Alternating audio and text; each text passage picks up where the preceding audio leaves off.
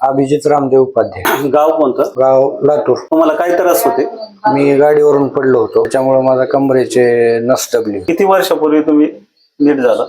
मी 2 वर्षापूर्वी नीट झालो. 2 वर्ष. 2 वर्षापूर्वी पडलो होतो. 2 वर्षापूर्वी नीट झालो. काय त्रास होत होते तुम्हाला त्यावेळेस?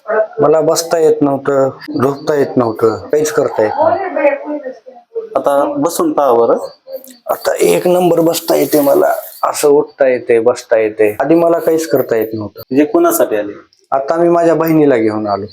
बहिणीला घेऊन आले. हा, बहिणीला कमरेचा त्रास होता, तिला सुद्धा फरक पडला पहिल्या ह्याच्यात. बराचसा फरक पडला का? तिला बराच फरक पडला, तिला 50% फरक पडला. तिचा पण कमरेचा त्रास. आता त्यांची किती वेळ आहे येण्याची? आता ही दुसरी वेळ आहे त्यांची. येण्याची दुसऱ्या वेळेत त्यांना चांगला फरक पडला. हे कशा पद्धतीत कळलं तुम्हाला?